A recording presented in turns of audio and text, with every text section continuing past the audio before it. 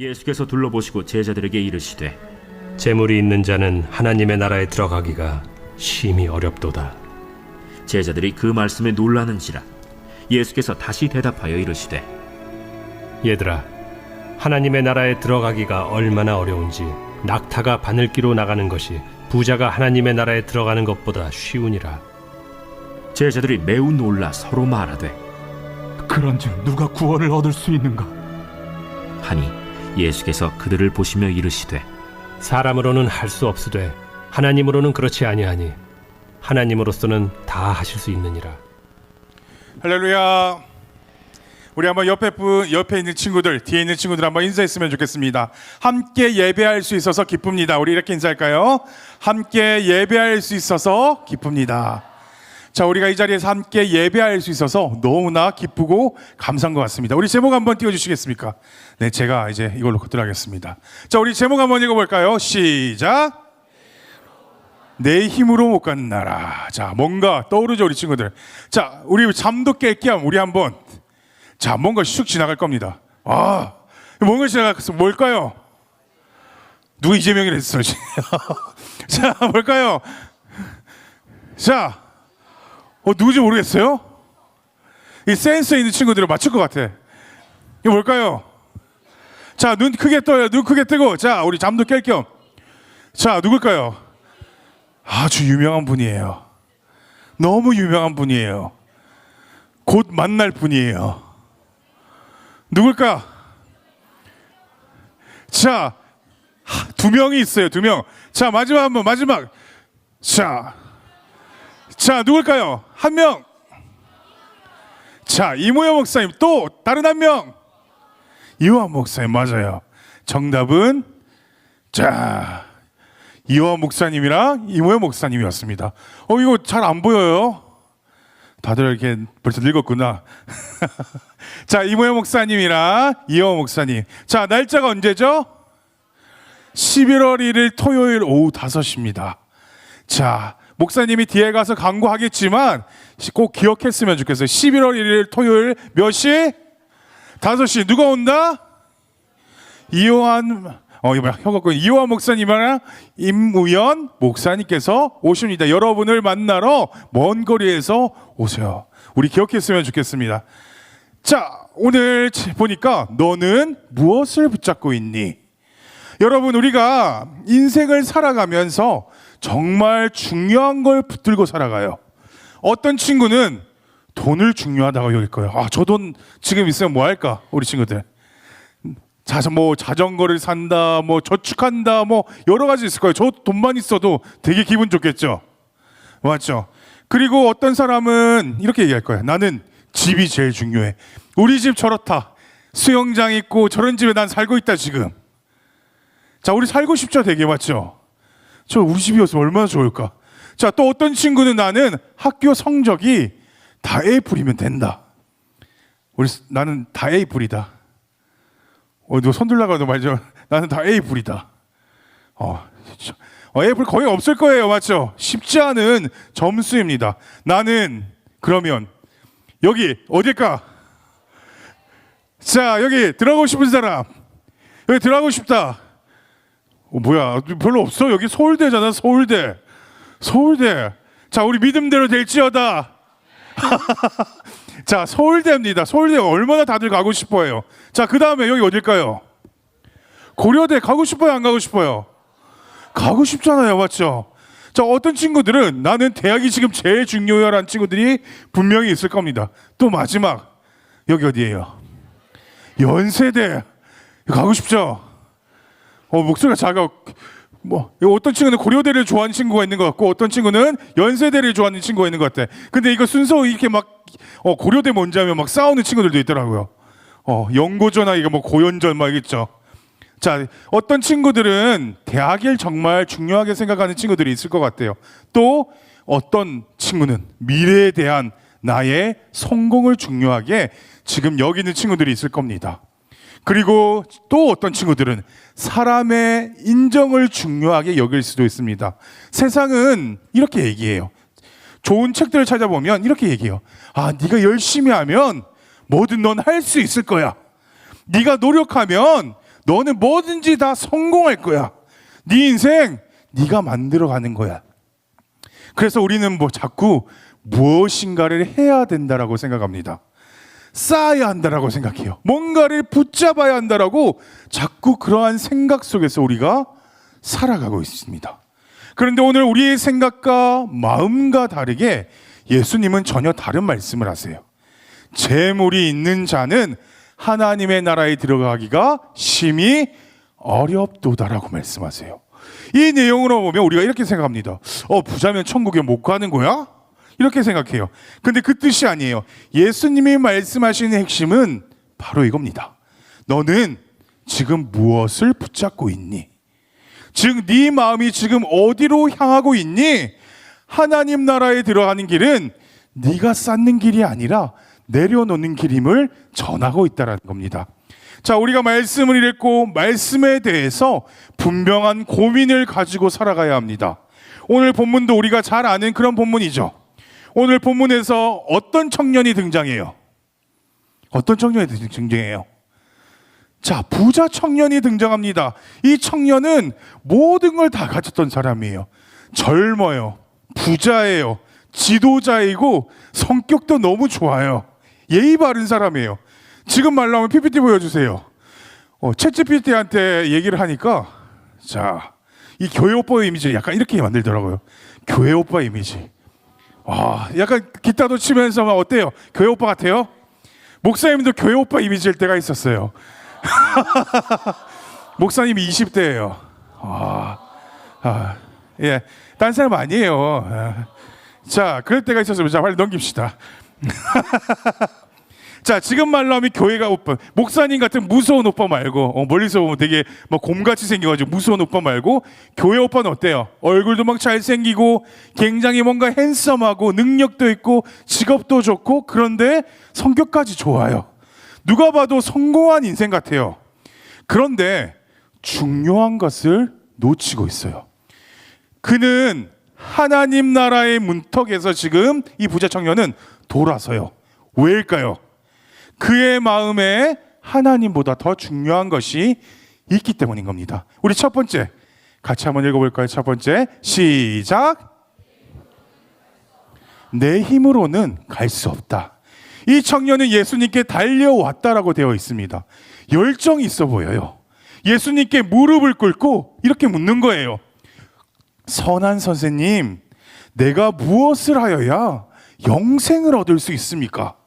이 유명한 예수님의 질문은, 이 청년의 질문은 사복음서에 요한복음 빼고 다 등장하는 이야기입니다.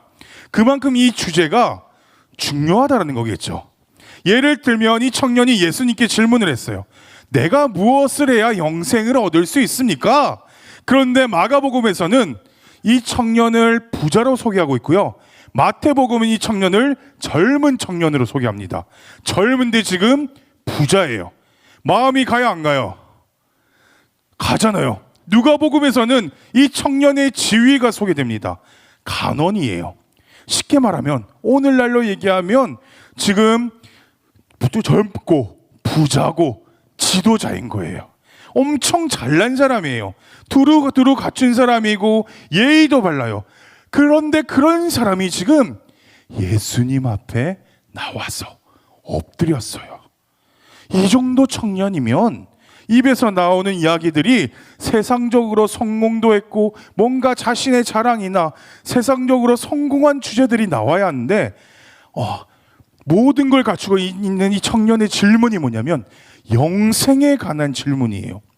세상으로도 다 갖췄는데 신앙까지 좋은, 신앙에 대해 목말라 있는 그런 사람 같아 보여요. 흔히 얘기해도 누가 봐도 괜찮은 사람. 그런데 예수님께서 이 청년에 대해서 불편한 대답을 하세요. 18절 말씀 한번 우리 같이 한번 읽어볼까요? 자, 18절 말씀 같이 한번 읽어봅시다. 시작.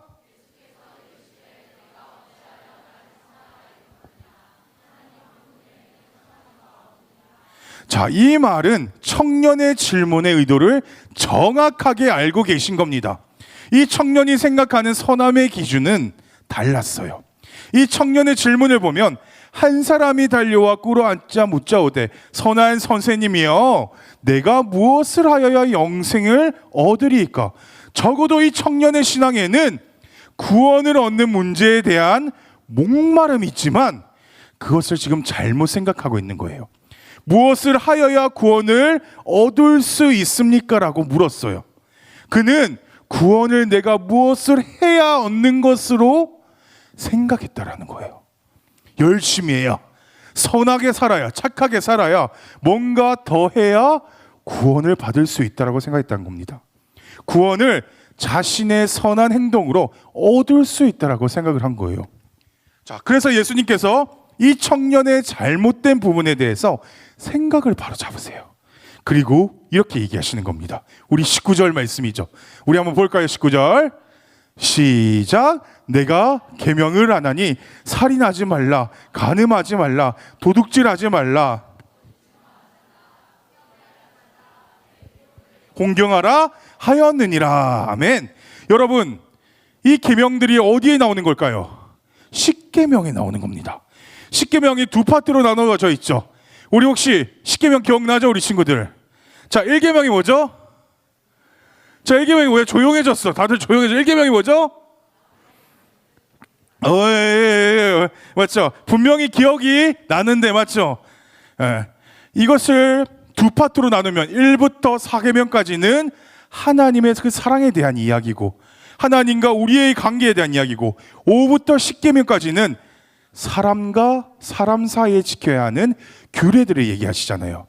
오늘 예수님께서 이 청년에게 5부터 10계명까지의 내용을 쭉 말씀하신 거예요. 근데 청년이 뭐라고 얘기하냐면 우리 한번 들어볼까요? 20절 말씀을 또 봅시다. 또 볼까요? 시작.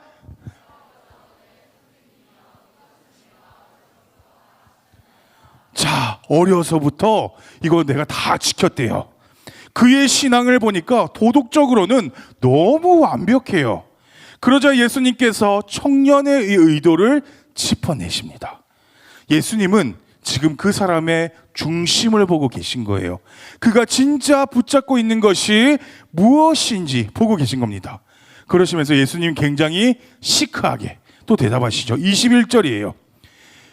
21절 제가 읽겠습니다. 예수께서 그를 보시고 사랑하사 이르시되 내게 아직도 한 가지 부족한 것이 있으니 가서 내게 있는 것을 다 팔아 가난한 자들에게 주라. 그리하면 하늘에서 보화가 내게 있으리라. 그리고 와서 나를 따르라 하시니. 자, 이 말을 오해하면 안 됩니다. 구원을 받으려면 뭐 재물 다 팔고 해서 가난한 사람들한테 가서 착한 일을 많이 해야 구원을 얻는 것일까? 가난해야 구원을 받는다는 의미가 아니에요. 너의 마음의 주인이 누구냐? 네 마음의 주인이 누구냐? 그거예요. 네가 붙잡고 있는 것이 무엇이냐라는 겁니다. 그런데 그 청년의 반응이 나와요. 우리 또 22절 같이 봅시다. 22절. 자, 22절 같이 봅시다. 시작.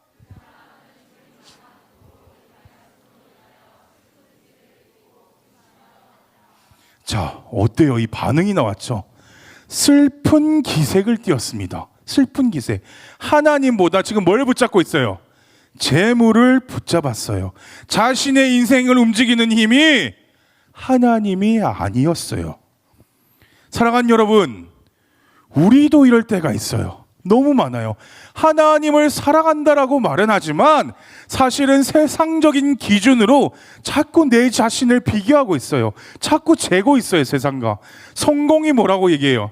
내 구원의 증거가 되고 인정받는 게 내 가치를 결정하고 하나님보다 내가 더 잘 되는 것이 더 중요한 신앙처럼 얘기해요.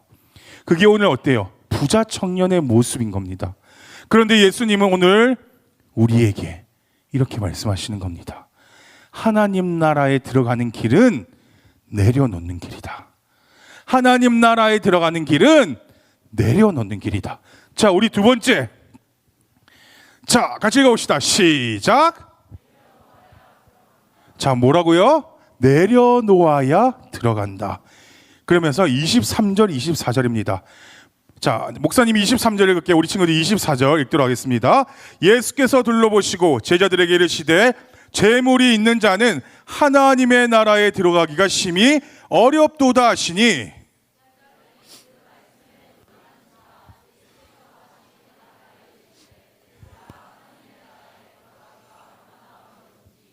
자, 놀랐다라는데 그 말을 못 알아들었어요. 하나님의 나라에 들어가기가 얼마나 어려운지 이 말씀을 하시면서 더 제자들이 이해할 수 있도록 예를 들어주세요. 자, 얘가 25절에 나오죠. 낙타가 바늘기로 나가는 것이 부자가 하나님의 나라에 들어가는 것보다 쉬우니라 하시니.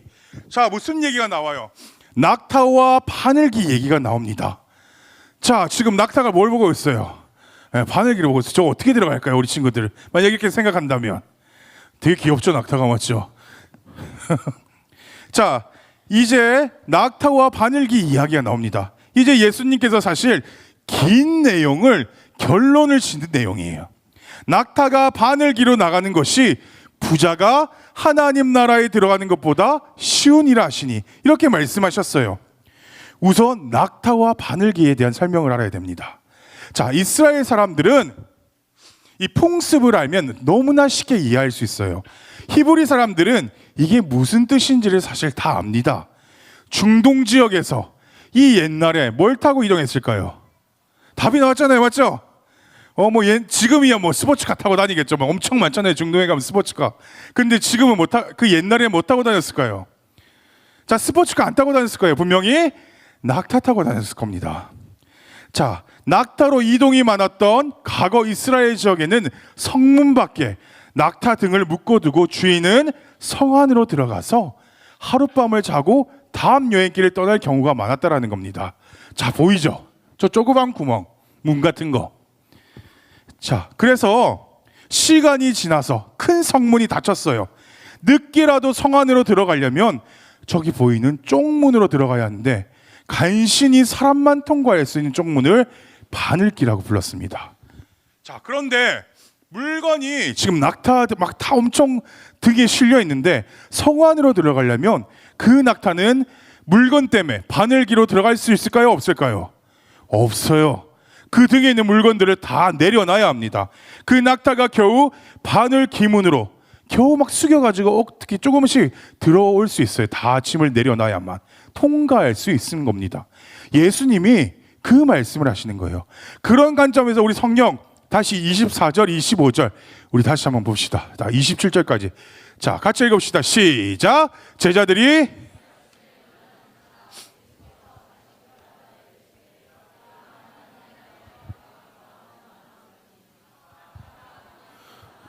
부자가 하나님의 나라에 들어가는 것보다 쉬우니라 하시니 들이 매우 놀라 서로 말하되 그런즉 누가 구원을 얻을 수 있는가 하니 예수께서 그들을 보시며 이르시되 사람으로는 할 수 없으되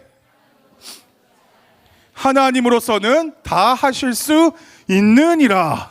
아멘. 사람으로는 할 수 있다 없다? 할 수 없다 그 말입니다. 이 땅에 어떤 노력으로도 수고로도 그 결과를 가지고 하나님 나라에 들어갈 수 없다는 이야기를 이렇게 하시는 겁니다. 우리가 아는 복음의 핵심이에요.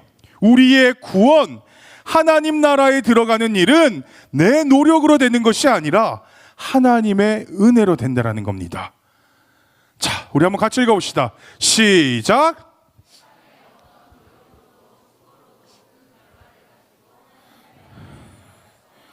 너무나 중요한 얘기예요.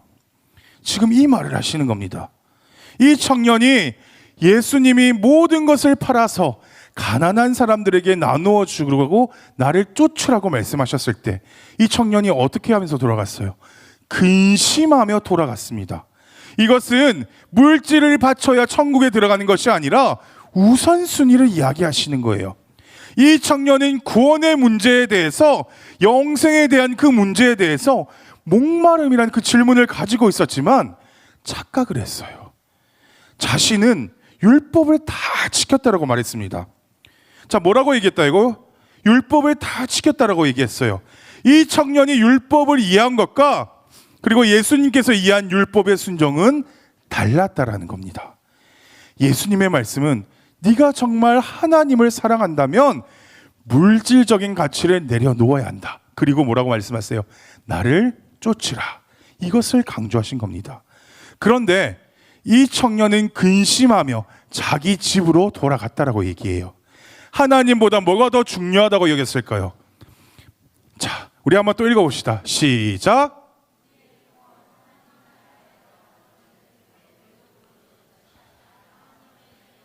자, 하나님의 은혜이다. 자, 그리고 여러분 요한복음 5장에 보면 베데스라는 연못이 등장을 합니다. 자, 요한복음 5장 1절 9절 말씀이 좀 길어요. 목사님이랑 1절부터 9절까지 읽을 건데 한 절 한 절 우리 번갈아 가면서 읽읍시다. 목사님부터 시작할게요. 그 후에 유대인의 명절이 되어 예수께서 예루살렘에 올라가시니라.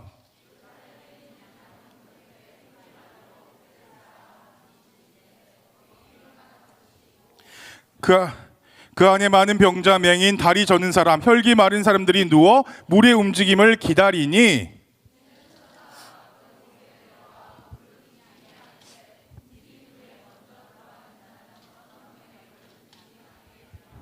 거기 38해 된 병자가 있더라.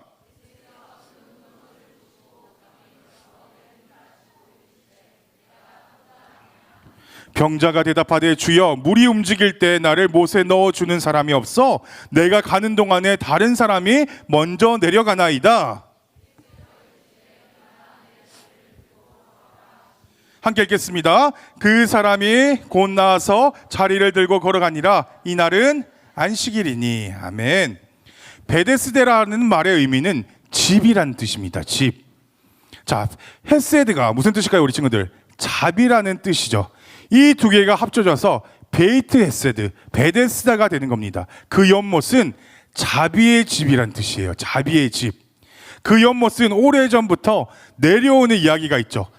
우리 내용을 봤지만 가끔 천사가 내려오는데 누구든지 그 물이 동할 때 첫 번째로 달려가면 연못에서 모든 병이 깨끗이 낫는다라는 그런 이야기가 있습니다. 그 연못에는 그렇다면 환자들이 많을까요, 적을까요? 많죠, 낫기 위해서. 그 중에 오늘 38년 된 병자가 있어요. 예수님께서 그 환자에게 다가가셔서 뭐라고 말씀하시냐면 네가 낫기를 원하느냐 그러셨어요. 그러면 뭐라 그래요? 제가 낫기를 원합니다. 그렇게 말하면 되잖아요. 그런데 이 38년 된 병자가 엉뚱한 대답을 해요. 제가 저 연못에 제일 먼저 들어가야 제 병이 고쳐지는데 누가 저를 저 연못에 넣어줄 사람이 없습니다. 얼마나 엉뚱한 대답이에요.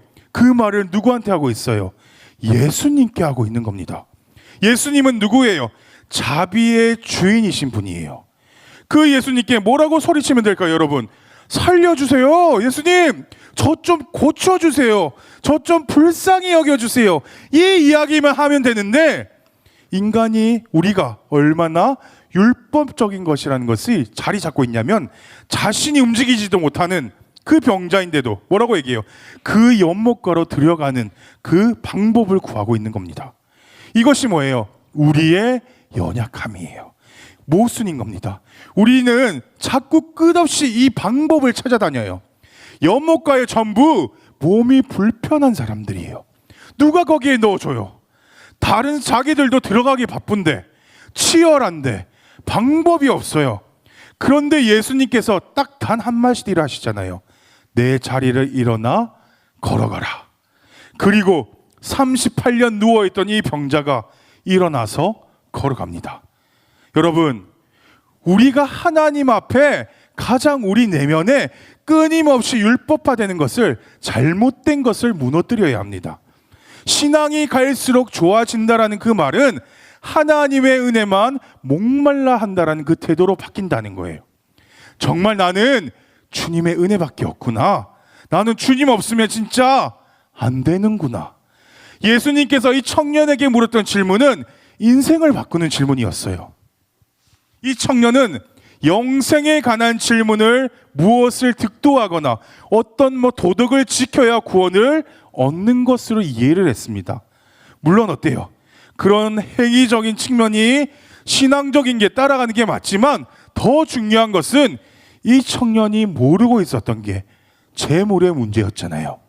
자, 예수님이 뭐라고 말씀하세요? 그 재물이 쓸모없다, 필요 없다라고 말씀하신 것이 아니에요.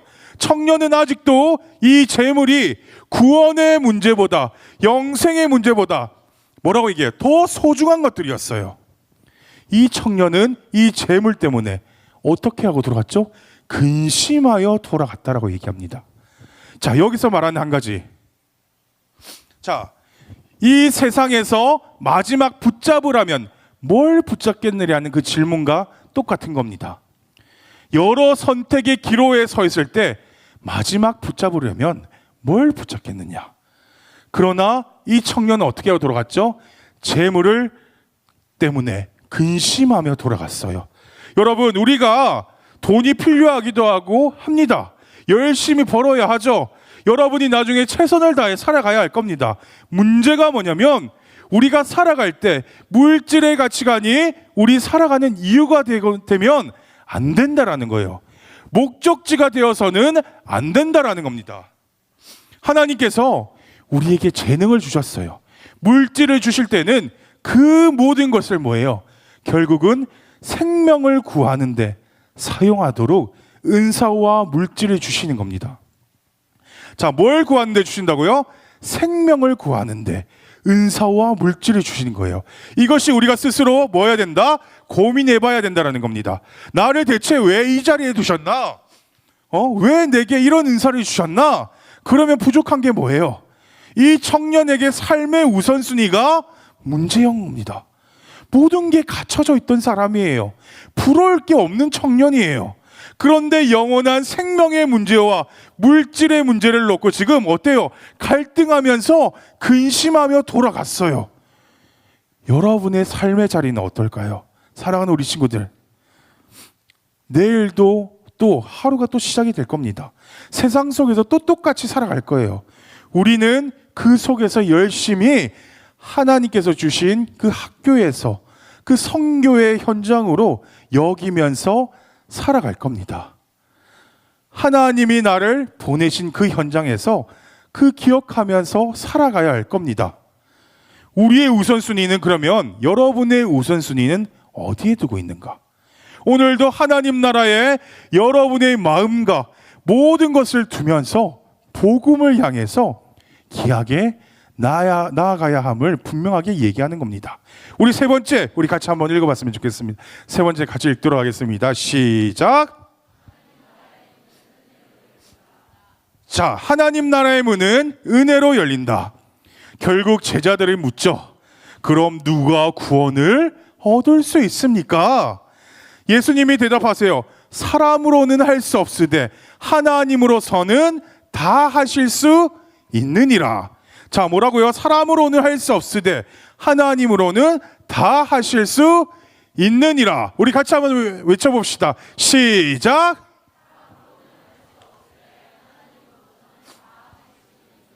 자, 사람으로는 할 수 없으되 하나님으로서는 다 하실 수 있느니라. 이 말씀이 뭐예요? 복음의 핵심인 겁니다.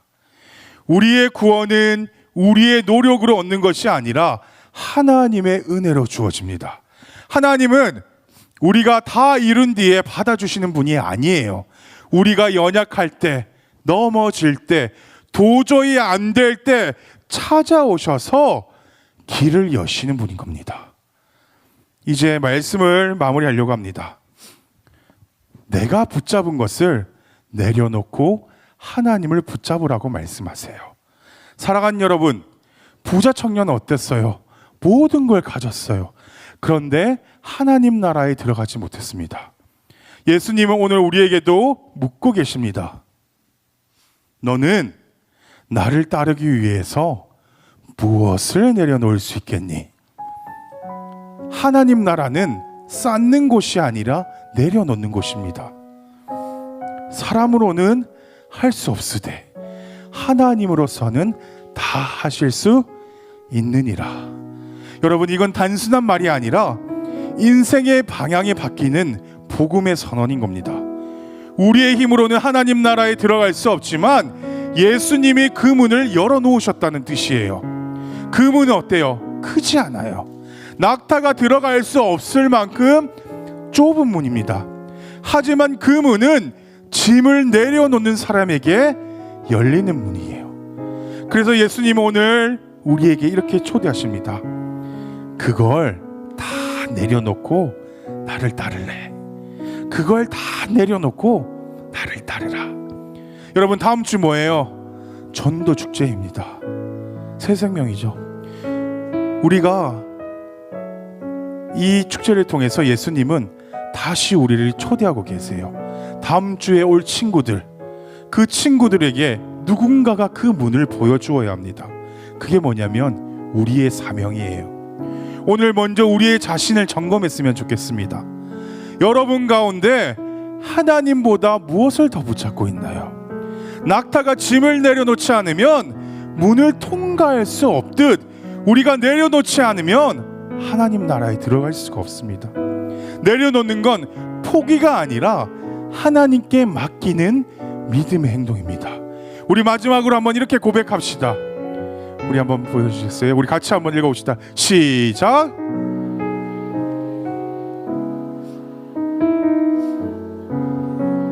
이제 내려놓습니다. 주님만 붙잡겠습니다. 사람으로서는 할 수 없지만 하나님은 하실 수 있습니다. 우리 마지막으로 한 번 더 읽어봅시다. 시작. 주님, 제 인생에